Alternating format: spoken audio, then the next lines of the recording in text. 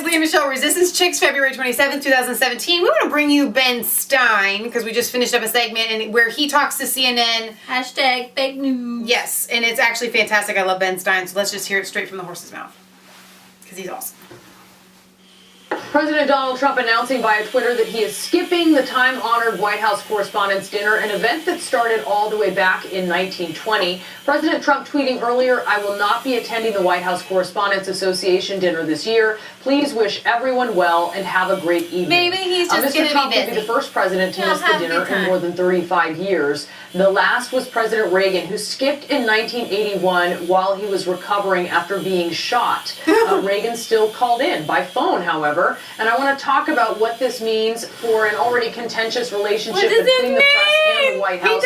With me now is economist Ben Stein. He served as a speechwriter and a lawyer for President Richard Nixon. He also worked on the other side as a journalist.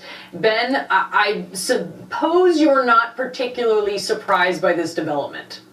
I'm not surprised at it. I'm not disappointed at it, and I don't blame Mr. Trump one bit for doing it. I mean, he's a punching bag day after day after day in the media, especially what's called the mainstream media, and I don't blame him for not wanting to go and be a punching bag in person. I don't blame me. Okay, so did you hear what he said yesterday at CPAC where he's talking about the media?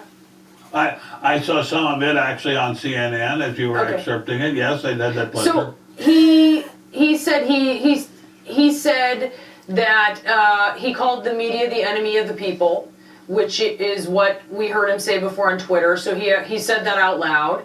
He accused the media of making things up, of making up sources. Sorry, I beg your pardon. I was going to say, is that something you would give credence to, or what is going on there with what he's saying? Well, I wouldn't say that all of the media is the enemy of the people, but look, every day you pick up the New York Times, every day they're slamming him.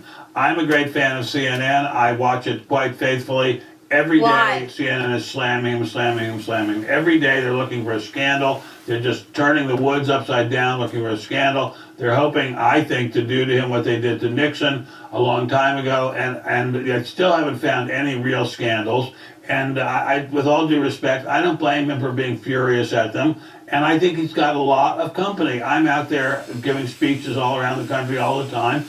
People, awful lot of people are not great fans of the media. They see the media as an unelected aristocracy and a feat corps of impudent snobs, as Vice President Agnew called them a long time ago, who are dumping all over the mainstream of America. And I think Mr. Trump has a lot of company. Do you think some of what goes on is self-inflicted by Mr. Trump? Mr. Trump is not the smoothest operator. I mean, he's not Bob Hope. He's thin-skinned and he fires right back.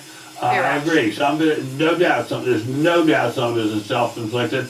But I think this general idea that the press can just hack away at the president, that he is expected to just sit there and take it, is not a sound idea.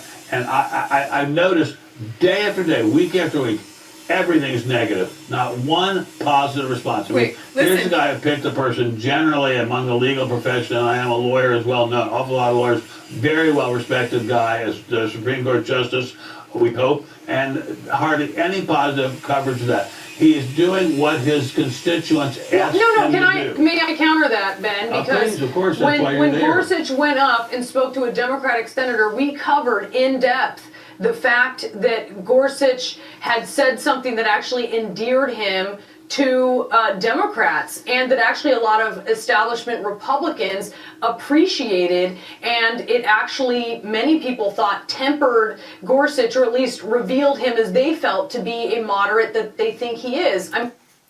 Now, did you see what she just said?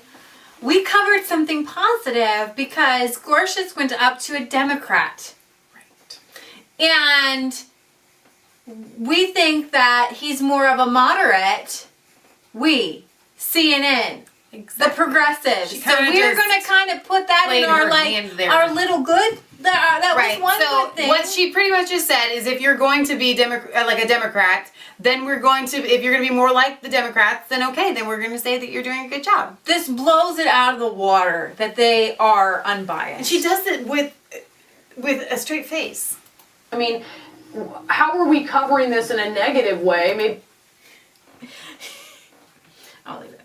be a nuanced way, or Donald Trump very goes nuanced. to the African American History Museum and he talks about countering bigotry, and we cover that as well. Yes, you did cover that. So that's one or two of hundreds of stories, most of which are extremely negative. And God bless you for doing that positive stuff. But look at the way they slammed him for not covering right immediately the desecration of the Jewish cemetery outside St. Louis. I mean, this is a guy, and look at the way the media is endlessly playing him up as an anti-Semite. This is a guy who has a Jewish son-in-law, whose own daughter converted to Judaism, who's never been quoted saying a single anti-Semitic word, and they're constantly slamming him as being a racist or a white supremacist or something without any evidence of it at all.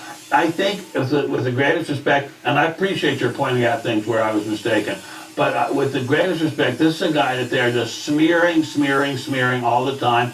I don't blame him for wanting to fire back at them. If he were as smooth as Ronald Reagan, he would handle it more smoothly. But no one, again, will ever be as smooth as Ronald Reagan. You said you think the So president... then he goes on to talk about Nixon and things like that. But, yeah. Wow.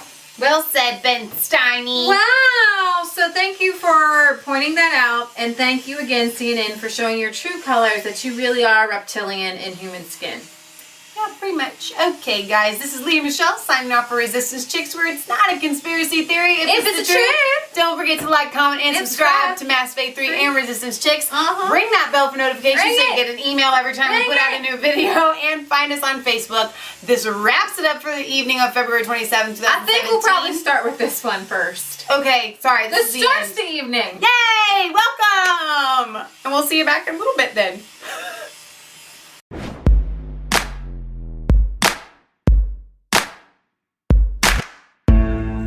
Cold, all alone, no place for home every day, so afraid, but you called my name.